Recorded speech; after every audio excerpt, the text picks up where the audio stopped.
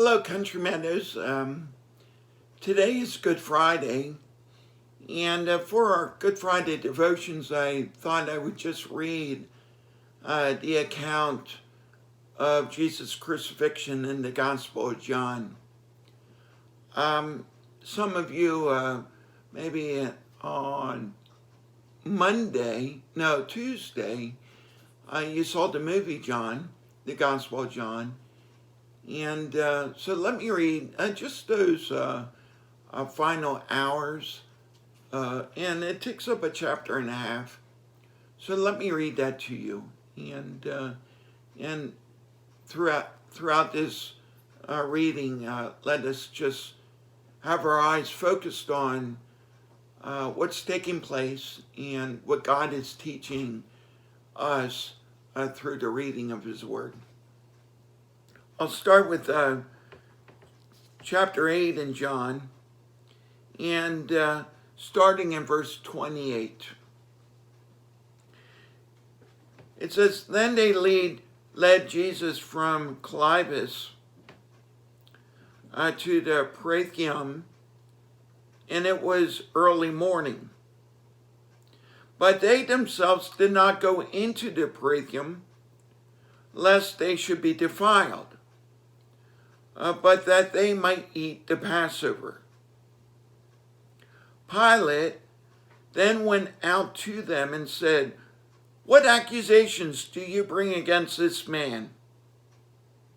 They answered and said to him, 'If he were not an evildoer, we would not have delivered him to you.' Then Pilate said to them, 'You take him and judge him according to your law.' Therefore the Jews said to him, 'It is not lawful for us to put anyone to death,' that the saying of Jesus might be fulfilled which he spoke, signifying by what death he would die. Then Pilate entered the Praetorium again, called Jesus, and said to him, 'Are you the king of the Jews?'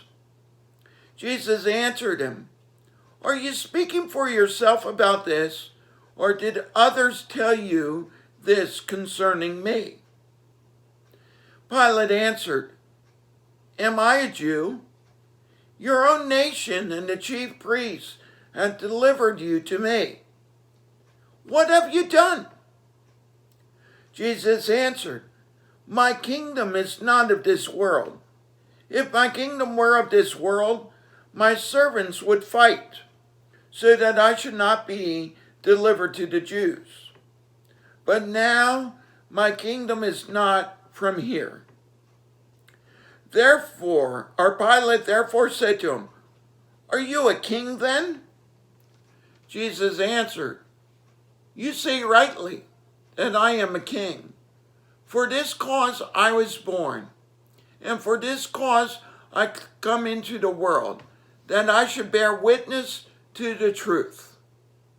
Everyone who is of the truth hears my voice.' Pilate said to him, 'What is truth?' And when he had said this, he went out again to the Jews and said to them, 'I find no fault in him at all. But you have a custom that I should release someone to you at the Passover. Do you therefore want me to release to you the King of the Jews?' Then they all cried out and said, 'Not this man, but Barabbas.' Now Barabbas was a robber. So then Pilate took Jesus and scourged him. And the soldiers twisted a crown of thorns, put it on his head, and they put him in a purple robe. And they said, 'Hail, King of the Jews!' And they struck him with their hands. Pilate then went out again and said to them, 'Behold, I am bringing him out to you, that you may know that I find no fault in him.' Then Jesus came out, wearing the crown of thorns and the purple robe, and Pilate said to them, 'Behold the man.' Therefore, when the chief priests and officers saw him, they cried out, saying, "Crucify him! Crucify him!" Pilate said to them, "You take him and crucify him, for I find no fault in him." The Jews answered him, "We have a law, and according to our law, he ought to die, because he made himself the Son of God." Therefore, when Pilate heard that saying, he was more afraid, and went again into the Praetorium and said to Jesus, "Where are you from?" But Jesus gave him no answer. Then Pilate said to him, "Are you not speaking to me? Do you not know that I have power to crucify you and the power to release you?" Jesus answered, "You could have no power at all against me unless it has been given you from above.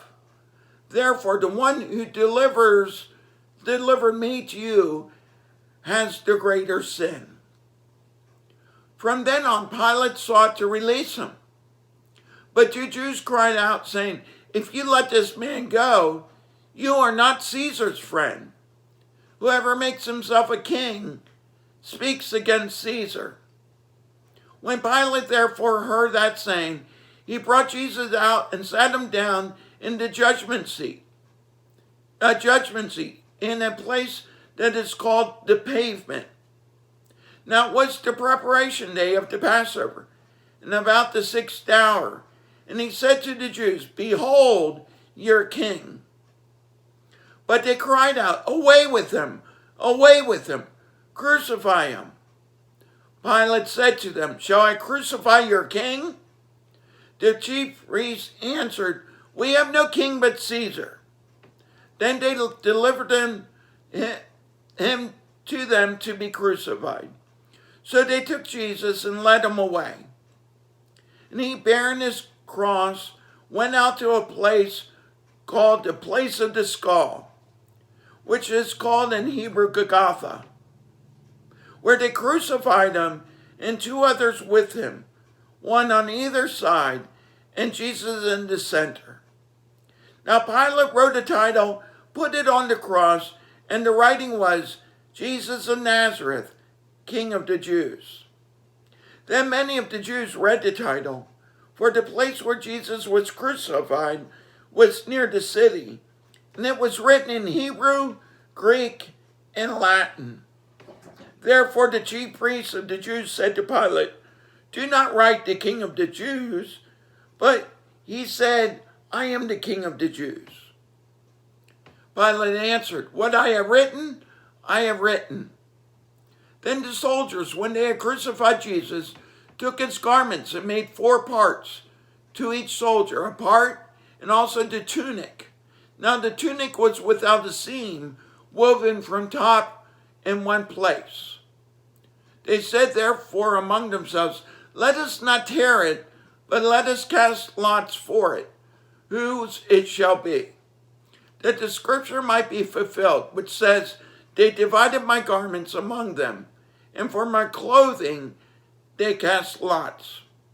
Therefore the soldiers did these things. Now there stood by the cross of Jesus his mother, and his mother's sister, Mary, the wife of Cleopas, and Mary Magdalene. When Jesus therefore saw his mother and the disciple whom he loved standing by, he said to his mother, 'Woman, behold your son.' Then he said to his disciple, 'Behold your mother.' And from that hour that disciple took her to his own home. After this, Jesus, knowing all things were now accomplished, that the scriptures might be fulfilled, said, 'I thirst.' Now a vessel full of sour wine was sitting there, and they filled a sponge with sour wine, put it on hyssop, and put it to his mouth. So when Jesus had received the sour wine, he said, 'It is finished.' And bowing his head, he gave up his spirit. Therefore, because it was the preparation day, that the body should not remain on the cross on the Sabbath, for the Sabbath was a high day, The Jews asked Pilate that their legs might be broken and that they might be taken down away. Then the soldiers came and broke the legs of the first and of the other who was crucified with him. But when they came to Jesus and saw that he was already dead, they did not break his legs. But one of the soldiers pierced his side with a spear, and immediately blood and water came out. He who has seen has testified, and his testimony is true. And he knows that he is telling the truth, so that you may believe. For these things were done, that the scripture should be fulfilled, not one of his bones shall be broken.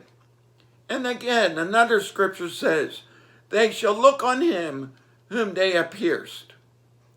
After this, Joseph of Arimathea, being a disciple of Jesus, but secretly for the fear of the Jews, asked Pilate that he might take away the body of Jesus, and Pilate gave him permission. So he came and took the body of Jesus. And Nicodemus, who at first came to Jesus by night, also came, bringing a mixture of myrrh and aloes, about 100 pounds. Then they took the body of Jesus and bound it in stripes of linen with the spices, as the custom of the Jews is to bury. Now in the place where he was crucified, there was a garden. In the garden, a new tomb in which no one has yet been laid. So they laid Jesus there because of the Jews' preparation day, for the tomb was nearby.